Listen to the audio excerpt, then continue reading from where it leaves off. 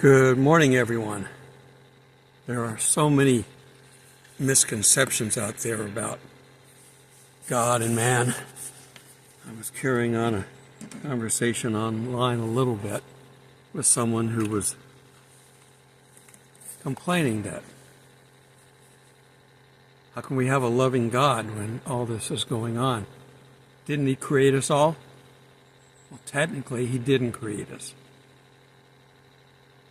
There have been two perfect people on the planet. Well, three if you want to include Adam and Eve, and then Jesus, who perfect from the inherited DNA side because of the virgin birth. But he had half a human DNA, but he didn't have the bad side, I guess.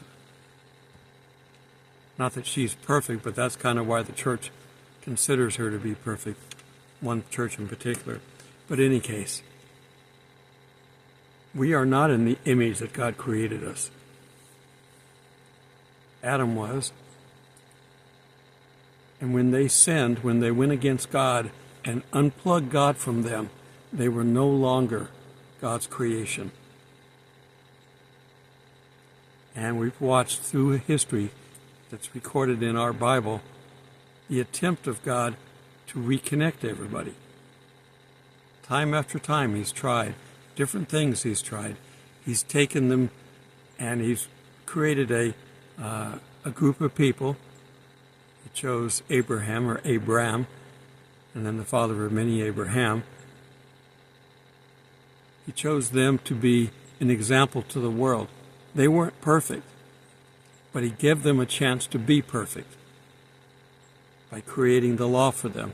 If they could follow the law perfectly, they could be perfect. Of course, we know they couldn't. But everything that's going on has been a back and forth. You want to do it your way? I'll let you do it your way, but you follow some basic guidelines. It still doesn't work. Let's follow these guidelines. It still doesn't work. All right, giving you one last effort. I'm giving you my Son, who will show you the right way to do this. And they still can't do it. Now, as Christians, we can turn our future into a good place. But we're still human. We're as human as the other roughly 100 billion people that have been on this planet. And by the way, there's still a few zeros you could add to that in the combinations that are in DNA. But we're not going to get a whole lot more than where we are. Next few years or so aren't going to increase the population as much as we'd like. Okay, so God has taken it upon Himself to destroy man at various times. The biggest one is Noah, and I've talked about this, but I want to focus on one particular aspect of it. We know about day-to-day life stuff, and we're doing the same day-to-day life stuff. That's not the problem. The problem was, if you look in Genesis, and we're going to look at it here in a bit, their DNA got corrupted. That was a deliberate attempt by Satan to corrupt the DNA of the future Messiah. Because he knows the timeline. He's in heaven and he knows what Jesus was going to do. Now, whether they had a conversation or whether he's smart enough to figure it out or whether the timeline's up on a big wall someplace in heaven, I don't know. But he corrupted the DNA so there wouldn't be a Messiah. So apparently, Noah and his family, at least some of them, didn't have corrupted DNA. The Nephiline weren't involved. Now, when we get to our modern time, when we're comparing the time of Noah to our current time, I think it's the same problem. There are two aspects of it. The day-to-day life which we see are corrupt, but also the biggest problem, because we're corrupt, we're all corrupt, and we're still going to get to go to heaven. But if you take the mark of the beast, you're not going to get to go to heaven. Period. End of story. That's it. Why would God be so adamant about that? I think part of the mark might be corrupting DNA.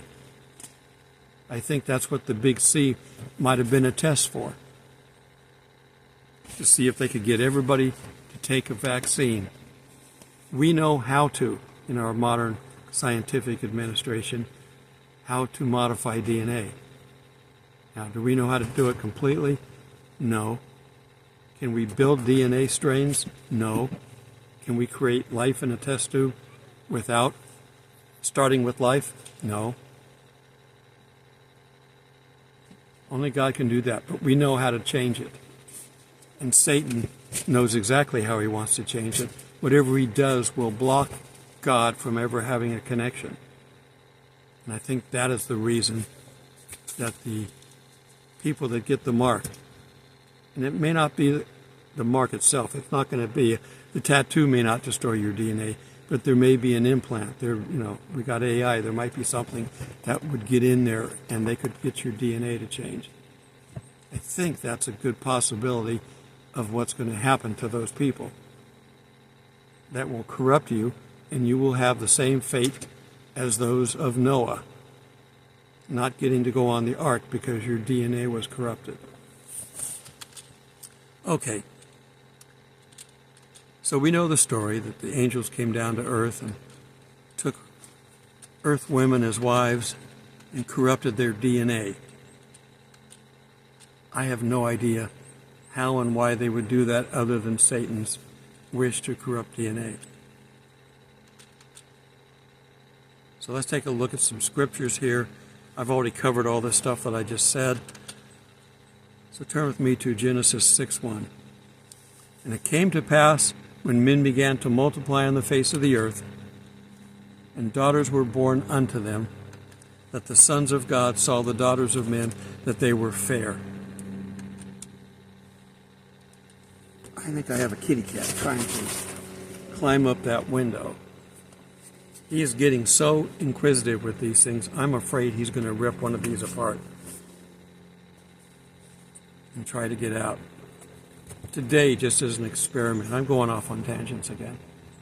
I set him on the ground outside the car. There's nobody around here anymore, other than the wild animals which you see at the end. And the first thing he did was he run under the car and hid. Well, it's good. I want him to be afraid of being outside. I don't want him getting out. But he's getting very curious. Curiosity killed the cat. He's getting very curious. Nice going, kitty. He fell off the edge. All right. Getting back to us. Saw the daughters of men that they were fair, and they took themselves wives of all that they chose. In verse 3, and Jehovah said, My spirit shall not strive with man forever, for that he also is flesh. Yet shall his days be 120 years.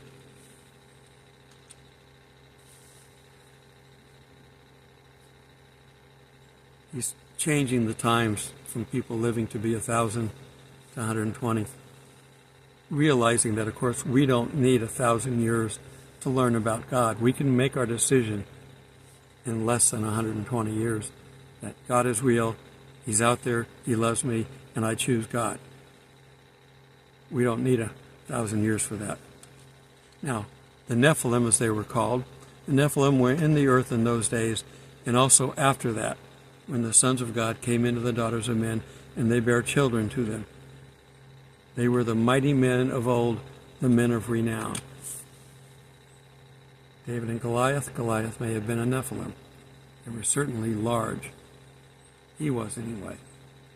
And we'll see that there are other examples. The next verse we're going to read, there's other examples of Nephilim being discussed in other parts of the Bible. They were all over the place. The flood probably got rid of the majority of them, but they've been recreated going forward. And it's possible, since Noah took his wife and kids with them, that some of the kids might have already been corrupted. But God only needed one lineage to get all the way through. You can look at the lineage of Mary and of Joseph. They're in Matthew and Mark. They're different genealogies because of the ones for Joseph, who had to have the legal heritage to tie into the house of David. Mary just has her regular DNA that gets her a tie-in to all the questionable people through time, the harlots, the people that wouldn't be approved by the leadership of the day. But it's not hers that counts, it's Joseph's. But it's a virgin birth, so Joseph's DNA didn't add to anything, it just supplied the legal requirements. Okay, Numbers 13:32. And they brought up an evil report of the land which they had spied upon. These are our 12 spies that went into the promised land to see what was there, and if they could go in there and conquer this and come back a victor. Of course, we know they didn't. But what did they see? The spy into the land of the children of Israel, saying, the land through which we have gone to spy out is a land that eateth up the inhabitants thereof, and all the people that we saw in it were men of great stature. The Nephilim. And there we saw the Nephilim. It says so in verse 33. The sons of Anak who come of the Nephilim, and we were in our own sight as grasshoppers, so as we were in their sight. So, God doesn't like the Nephilim. And he doesn't like people who are afraid of him. David stood up to one potential one and won. So God tolerated problems with David later on because of his courage to do what God wanted him to do. Okay, so now we're going to look at the mark. Revelation 14:9. And another angel, a third, followed them, saying with a great voice, if any man worship the beast and his image, the image that they're going to put in the temple eventually, and receiveth the mark on his forehead or upon his hand, he also shall drink of the wine of the wrath of God, which is prepared unmixed in the cup of his anger. And he shall be tormented with fire and brimstone in the presence of the holy angels and in the presence of the Lamb. We know that hell is temporary and they're all going into the fiery pit. Satan is, the Antichrist, the false prophet, all the angels and demons that Satan has under his power, and anybody else on this earth, past and present and future, because we're not there yet, who don't want God, are going to go there. The white throne judgment will send them there. Now, the DNA is changed through some form of mechanism tied to the mark. Now, the mark is what you get when you comply with what they want you to do. So if you comply, whatever that is, it's a combination of bowing down to the beast or his image and possibly getting an implant, possibly getting a shot. Whatever you're going to get, it's going to mess with the DNA, because that seems to match the Noah time. And that sun is going down and my back is getting cold. It was 50 degrees here a little bit ago, but it feels like it's already into the 40s. It was, by the way, it was 23 this morning. But in my tent, it was 65. So, that was the point that I really wanted to make here, is that you don't want the mark, but the reason, basic reason is it will separate you from God permanently. You can't back up from that. If you get the mark, you can't say, God, I'm sorry, Come on, kitty, stop running around. He's doing his terror runs right now. That's why I'm not holding him. He won't sit still. There he goes. He came running over here and run back. After he gets done with his terror runs, if I'm still talking, I'll let you see him. You could see him a little bit in the window. But he's still... As soon as he becomes an adult cat and stops his terror runs and sleeps 16 hours a day, we'll all get along a lot better. Okay, so that's basically my message. I think that the DNA is the key to separating us from God. If you want to separate yourself from God, get the mark of the beast.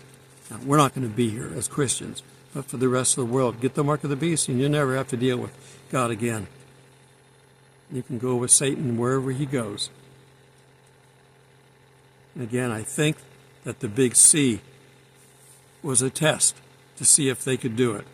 Now, they're going to have to be far more convincing next time because, as we just proved, we're no longer listening to their lies.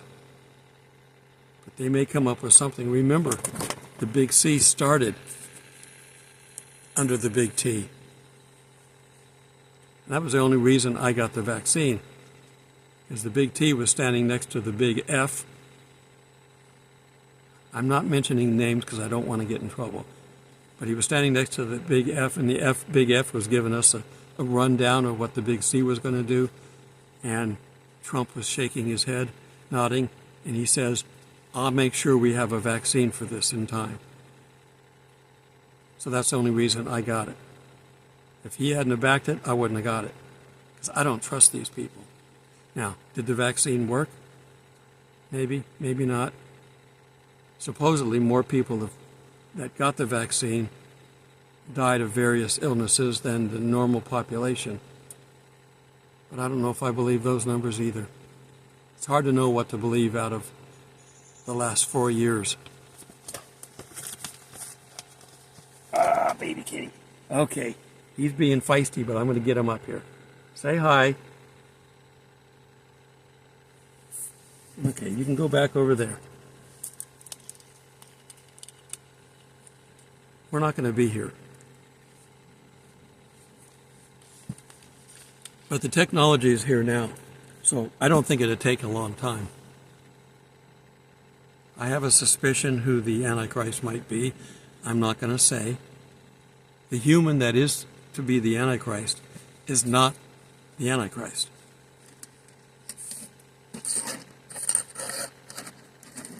About all I can say is he's not a Christian, because a Christian cannot be demon-possessed. There's only room for one deity inside of our body, and if God's got it, Satan can't plug in. Stop it, kitty. And I was out patrolling the area doing a little bit of cleanup and found a nice baseball. Reminds me of my dad. He used to show me how to throw a baseball. I could never do it, Across the seams, with the seams, gripping it with your knuckles for a change-up. He's got bigger hands than I do. I have small hands. I can't do this, but it reminded me of him, because my dad was an ex-major league player. All right, I'm getting cold. Let me wrap this up. Keep watching the signs. Things are changing in the Middle East again.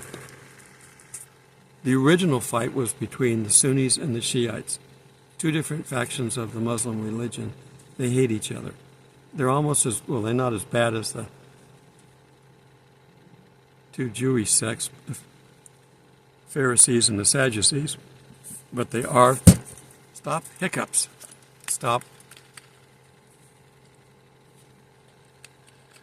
But they didn't like each other back then either.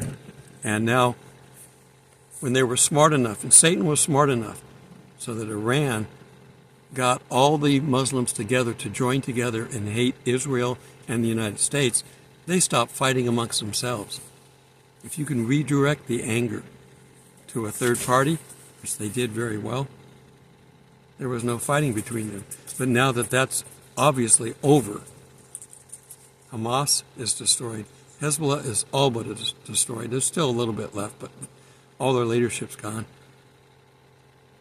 I think that's why Netanyahu agreed to this short-term peace treaty. It's only 60 days, but guess what? That's when Trump gets into office, is in 60 days. And they're still fighting. Hezbollah still has people in there that are coming to the border trying to shoot people, and they're being killed. There's not much of a peace treaty. It's just they're no longer bombing everywhere. All right. I got some kids out running around, so let me wrap this up. You guys have a blessed day until we meet in the clouds. God bless.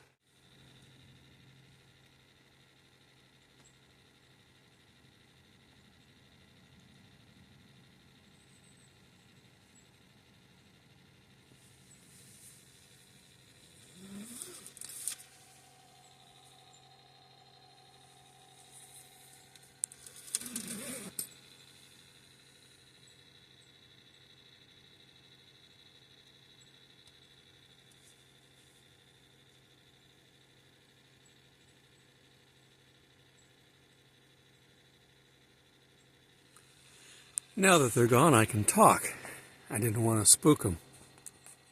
As people move out, I'm getting more and more wildlife.